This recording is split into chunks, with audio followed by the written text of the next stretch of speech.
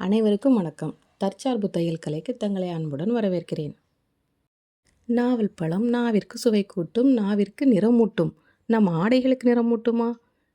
நம் ஆடைகளுக்கும் நிறமூட்டும் என்பதே நிதர்சனமான உண்மை. நாவல் பழமும் ஒரு இயற்கை நிறமூட்டிதான். அதைத்தான் நாம் இங்கு பார்க்க போகிறோம். தையல் கலை தெரியாதவங்க கூட இதை தாராளமாக செய்யலாம். அது எப்படி செய்கிறதுன்னு இந்த வீடியோவில் இப்போ பார்க்கலாம். நாவல் பழ சீசன் டைமில் நல்ல கனிஞ்ச நல்ல நாவல் பழமாக எடுத்து வச்சுக்கோங்க. அது நம்ம சாப்பிட முடியாததாக கூட இருந்துக்கலாம். கீழே விழுந்து நல்ல டேமேஜ் ஆன நாவல் பழமாக இருந்தால் கூட பரவாயில்ல. ஒரு பாத்திரத்தில் அந்த நாவல் பழங்கள் எல்லாத்தையும் போட்டு கொதிக்க வைக்கணும். கொதிக்க வச்சு அதை இதே போல் வடிகட்டணும். வடிகட்டின தண்ணியில் கொஞ்சமாக கல் உப்பு சேர்த்து அதில் நாம் ஏற்கனவே செய்து வச்சுருக்கிற இந்த துணிகளை அதில் டிப் பண்ணி எடுக்கணும். அதில் நல்லா முங்குற மாதிரி வைக்கணும். இந்த மாதிரி உங்களுக்கு எந்த டிசைன் செய்ய தெரியலைனா கூட அது எல்லாத்தையும் சேர்த்து வச்சு கயிறு வச்சு நல்லா கட்டிடுங்க. அப்படி கட்டி வச்சுருக்கிறத நம்ம இப்படி முக்கி எடுத்ததுக்கு அப்புறமா அது கொஞ்ச நேரம் அதை அப்படியே உலர விடணும். உலர விட்டதுக்கப்புறமா வெயிலில் வச்சு காய வைக்கணும்.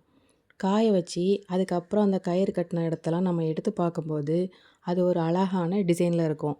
நம்மளுக்கு எந்த டிசைன் வேணுமோ, இப்போது ஒரு காயினாக இருக்கட்டும், ஒரு சின்ன கல் துண்டாக இருக்கட்டும், எதுவாக இருந்தாலும் நம்ம அது உள்ளே வச்சு அந்த சின்ன கயிறு வச்சு அதை சுற்றி கட்டும்போது அந்த கயிறு இருக்கிற இடத்துல அந்த கலர் பட்டிருக்காது.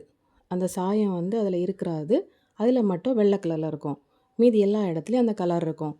அதுவும் இந்த நாவல் பழ கலர் எல்லாருக்கும் ரொம்பவே பிடிக்கும். அதுவும் பெண்களை பொறுத்த வரைக்கும் இந்த நாவல் பழ கலர் எல்லாரோட ஃபேவரட் கலர்னு சொல்லலாம். பர்பிள் கலர் எல்லாருக்கும் பிடிக்கும்னு ஏன் சொன்னேன்னு உங்களுக்கு இப்போ பார்க்கும்போது புரியும். இந்த கலரை பாருங்கள்.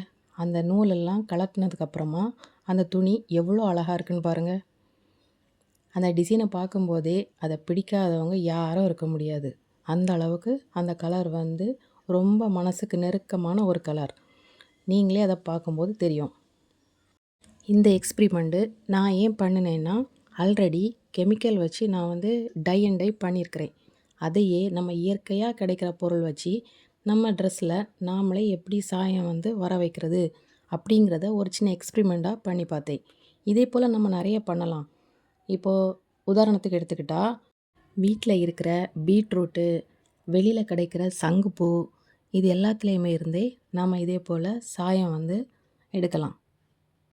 இனிமே வேஸ்ட் நாவல் பழத்தை தூக்கி தூர எறியாதீங்க. இதே போல் செய்து பாருங்கள். இந்த வீடியோ உங்களுக்கு பிடிச்சிருக்கும்னு நினைக்கிறேன். இது பிடிச்சிருந்தா உங்கள் ஃப்ரெண்ட்ஸ் யாருக்காவது இதே போல் தேவைப்பட்டால் இதை கண்டிப்பாக ஷேர் பண்ணுங்கள். இந்த டிசைனில் உங்களுக்கு எந்த டிசைன் பிடிச்சிருக்குன்னு கமெண்ட் பண்ணிட்டு போங்க. எனக்கு பிடிச்சது இந்த க்ரஷ் டைப் தான் ரொம்ப பிடிச்சது. தொடர்ந்து இணைந்திருங்கள் தற்சார்பு தையல் கலையுடன். நன்றி, வணக்கம்.